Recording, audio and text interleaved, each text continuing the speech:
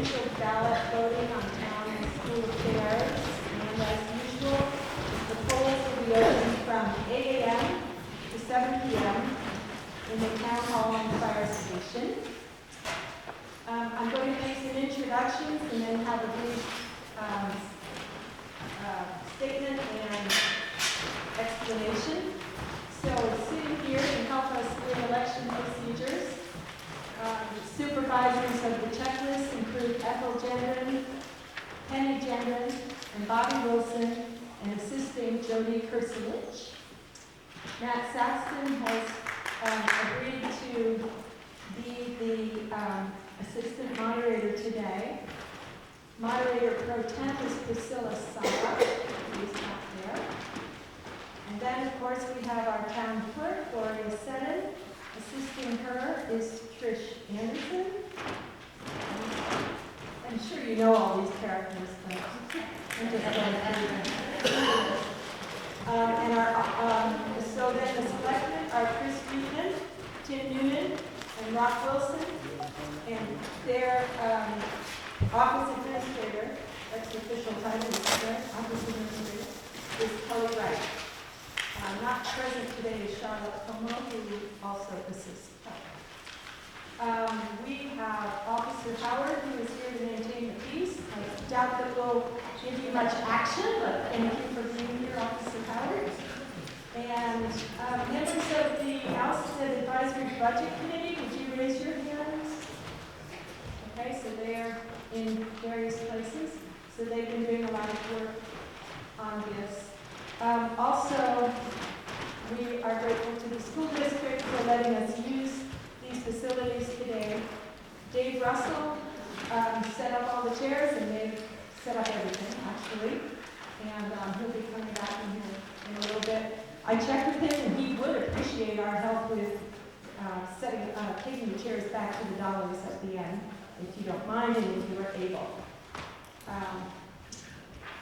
Then I have one comment to make about the moderator's rules. There are plenty of copies, so feel free to grab a copy if you don't have one on your seat. One change that you may notice for this year that is might surprise you is that I will not be reading the entire article, nor do I require a motion and a second on the articles. The article is legal as it stands. I'm thinking this may save a couple minutes of time. We'll see if that works. So the warrant as printed is the legal warning of each subject. However, changes to the original, that is in forms of amendments, will go through the whole process of reading the wording as changed. Okay, so that we're all clear and so that amendments can be properly recorded. Now, I'd like to start today with a reflection on the value of democracy in this town. We are the legislative body right here. I think it's important to remember that we are the legislative body. And this tradition goes back in Alstead a very long time. I am a newcomer. I've only lived here since 1979, so I'm still considered a newcomer. But I've been involved for a long, long time, and I'm still very proud of how we see democracy working here. But I wanted to give Bruce Bellows a chance to tell you a little bit more about how far back we go, because of some work that he and Sam and Peg Sutcliffe have been doing. So, Bruce, do you want the microphone or can you yell? Yeah, I have the microphone. Okay.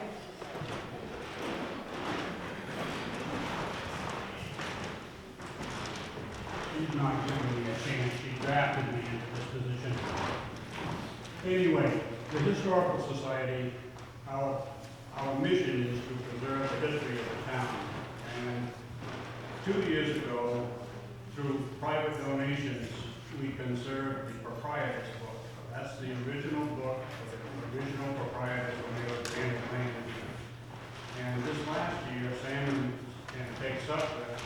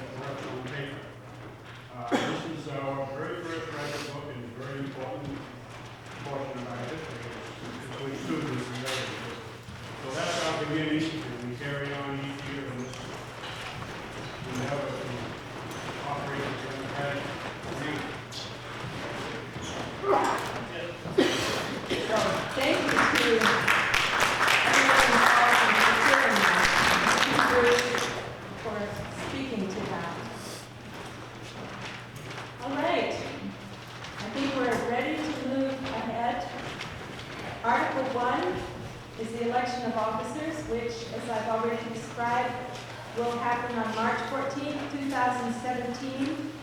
The time will be 8 a.m. to 7 p.m. The location is our town hall / fire station. Article 2, we will now discuss the operating budget.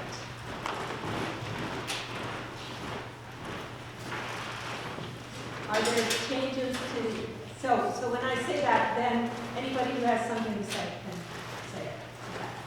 So, yes, Mr. Quayle. Just trying to get an idea, before we go into all of this, because there's about $229,000 of additional taxation being proposed in these articles. And there's also money coming out of the fund balance, which is in addition to that. Could the board let us know what the current fund balance numbers are, and then what, how much money will be going into the fund balance for next year? Because I know it's delayed by a year. So can we get an idea of those numbers? Did everybody hear that question? And we may be asking people to come up to the microphone if they have any questions like that, because not everybody can hear. Did everybody have a sense of that question? Would one of the selectmen like to respond then?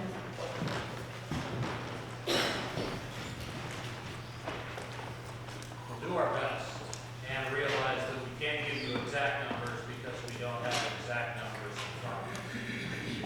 So, go ahead. All right.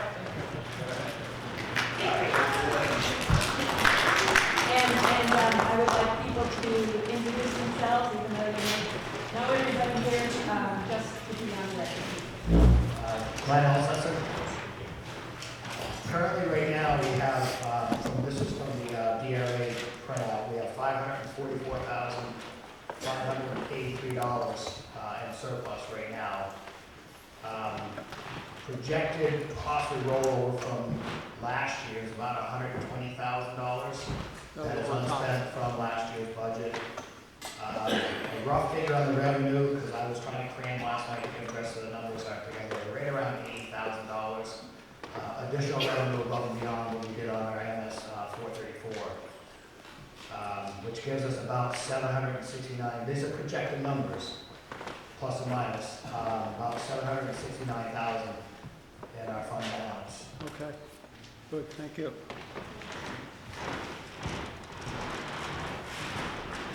Are there other questions, issues pertaining to the budgets? Yes. Carol Relic.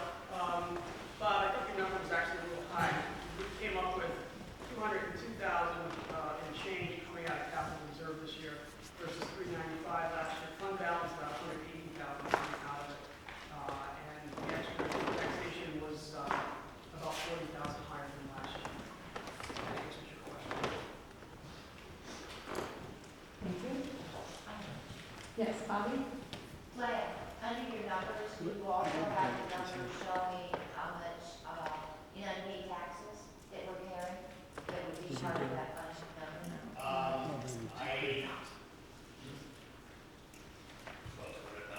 About 200,000.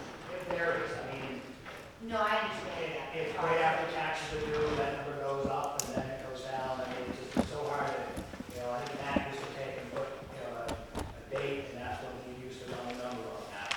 April 1st.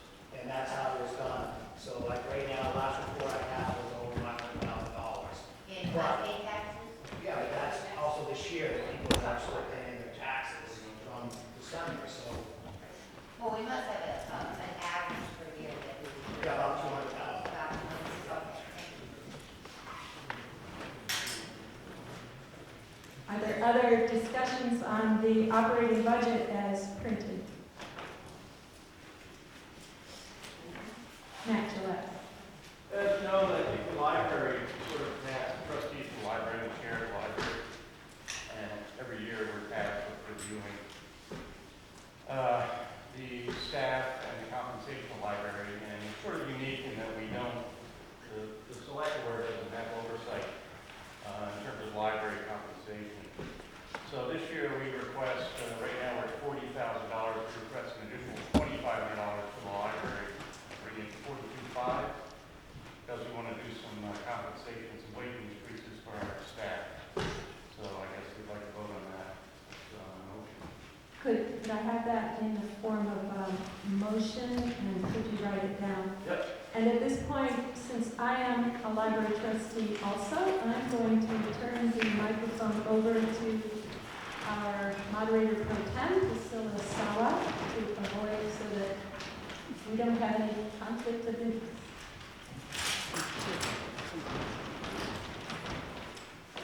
Okay, so we'll wait for Matt to write down the proposal in the form of an amendment.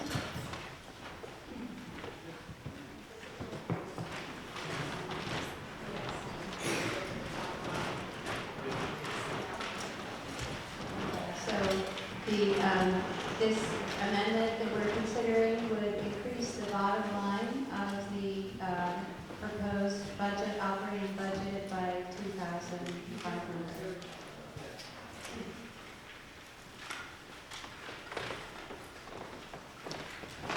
Yes, Dan? While we're waiting for that, I wonder if the selectmen might give us a general comment about the budget and, you know, it's the same as last year. That looks, We need to have, first of all, a second on this amendment. So, the amendment reads, I move we amend the library appropriation from $4,000 to $40,000 to $42,500. Is there a second? Second. Okay, now the discussion, Dan's question, which was, can the select board, one of the members, present an overall view of the budget? Not the library appropriation in general, but just, I think we need a context. okay, provide context.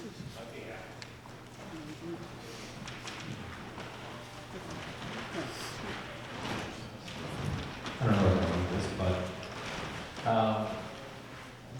I think we probably all shared a goal to go into this year's budget with something that was close to flat to last year's spending.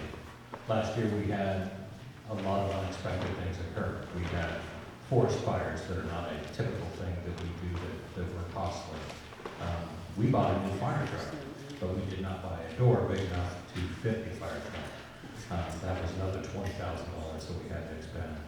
We had unexpected expenditures in computer equipment that we ended up having to spend.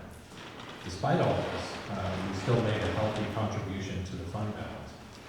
So I think as we began this process of putting together the selectmen's budget, which is just the starting point for this process, I think we were all agreed that we could keep it flat, that there was no need to hoist more taxation on the citizens, given that we did spend everything we did last year, despite having a number of things pop up that we were not expecting. Does that help? Thanks.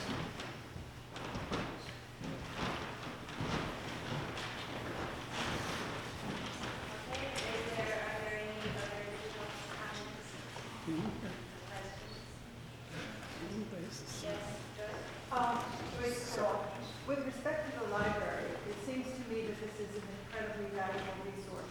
And it's been my experience that the librarians go above and beyond. And what their duties are and what their time is.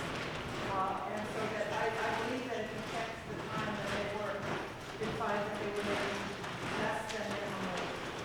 And they do many, many things, including this week there was a wonderful program about the beaver.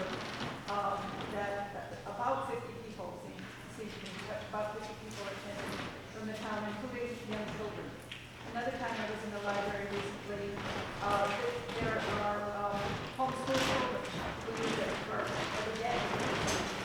And the librarian also has many children, young people who don't have an after-school program, and they come to the library for it. This is more than what would ordinarily be expected of a librarian. For our librarians, and it seems to me that $1 per person or $1.10, whatever that would be, not too much to pay for the money for our entire community. I make use of the library in part to support it. I contribute to the library. I don't know how many other people do, but I expect a lot of people who have the resources to do that. And it seems to me that that doesn't go to the librarians. The librarians are contributing hugely in terms of how much they contribute in terms of their time, which is over and above what they pay for. You would think that we should, as a town, be willing to pay. Thank you. Yeah, I just have a question I thought of. I'm not opposing it, I just want the question answered. The school uses the library, correct? Still?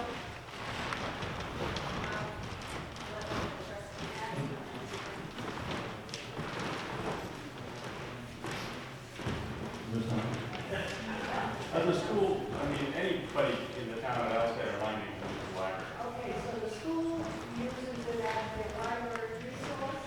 They can, but no, they have their own library. Okay, because I was wondering whether or not they contributed to it.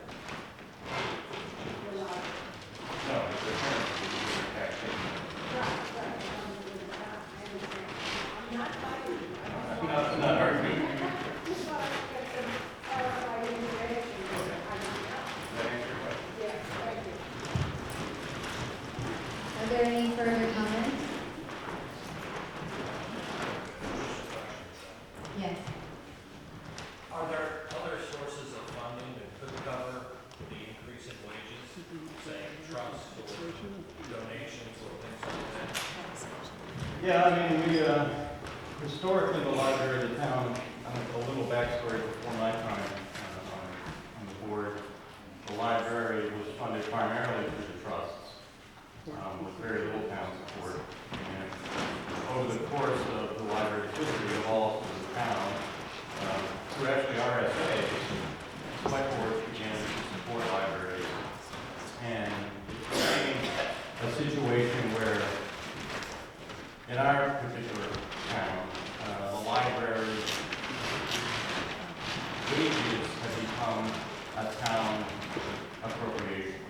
The programming inside the library, the book budgets, the Beaver presentation that happened this week, all of that is funded through trust monies, primarily interest on trust, which over the course of the last 107 years now, have been eroded somewhat because of the way it's been invested. The current board has done a lot to reinvest and bring Justin probably speaking this better than I can, he's the treasurer of the library, to reinvest our money so that we start to rebuild that principle through those trusts. So ultimately, we could fund the additional wage increase through the trust money, but that we run the risk of then rolling back what we've done in the last couple of years. So $2,500, we didn't think it was unreasonable to ask. We have two librarians that haven't had a raise in 4 years now, 5 years in one case. And we just think it's important to keep them retention of the quality of personnel that we have right now. So, What's the daily, average daily attendance at the library? average daily, off the top of my head, I don't know, but last year was a record year, we had almost 20,000 day-through visits. Wow. So you can do the math. Well, I'd like to also add that Shelley is such an outstanding librarian. I've heard that she, a couple of years ago, got a better offer somewhere else, but elected to stay. And she's good enough so that I think it behooves us to keep her happy. I agree, and she did have another offer. We matched that offer 2 years ago, and she gracefully accepted. The other offer included benefits. None of our librarians have any sort of benefits package, basically did not have a wage. So we're very grateful that she stayed. She is a wonderful librarian. Of course, I'm biased, and I deal with her every day. And I think anybody that attends library programs or even uses a library is a valuable resource to the school. I just have a question. How is the information gotten out to the public concerning these events that are held? The library goes through Facebook is very popular. She has an email list that she emails out. There's a sign in front of the library anytime there's an event coming up to the local. Yeah, well, we're a big town, we're out. Yeah, are you on Facebook? Do you use No, Facebook? I Okay, are you? I understand that. Do you have an email address if you want? Yeah. Then give that to Shelley and she'll put you on the mailer so that when we have an I event. think that that kind of thing should be done now to people, because there are a lot of us that live, I'm on the southern line. Yeah, You know, you don't get up this way very often. I agree. Well, you should make an effort to it. It's a wonderful library. Yes. And I think Shelley every year asks in her report to, if you want the library, will be added to the library email list, and just go ahead and do that. Does the trust send out, are you supposed to receive a request for funds in the mail to donate to the library every year? I don't think I've received that for a long time. We haven't done that during my tenure. We've come to certainly look at it, and I'd be willing to raise that. I certainly appreciate it, but I don't think of it otherwise. You want to speak?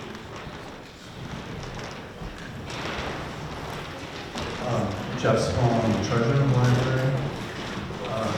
Specifically on the reason for the request, when you go through our budgeting process each year, we try to estimate the earnings that we're going to receive from our trust.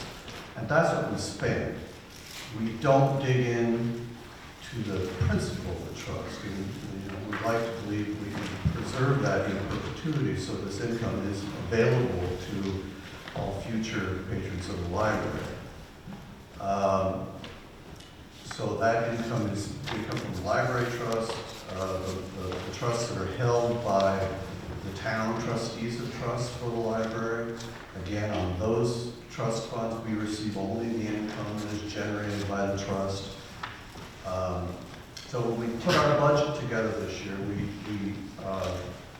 we tried to project what income we were going to see from those trusts, based upon what we've seen over the last 2 or 3 years on average. Now, who knows what this year will bring, but we made a conservative estimate. And in order to do what we needed to do, we felt we needed to do for our staff, we needed another $2,500, and that's why we requested this increase from the town. Regarding the usage of the library, again, I don't have the exact figures in front of me, but I know since Shelley Huntley has become a librarian, book checkouts, all checkouts, books, movies, CDs, magazines, everything, interlibrary loan has more than doubled. So, and that's sort of the acid test, how much material is actually circulating through the library and out into the community. She's nothing short of extraordinary. Anybody who's met her,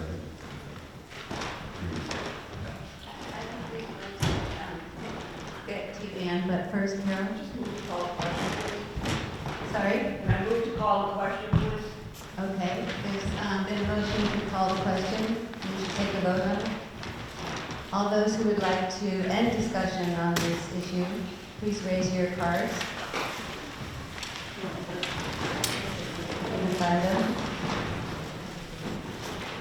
Okay, those opposed?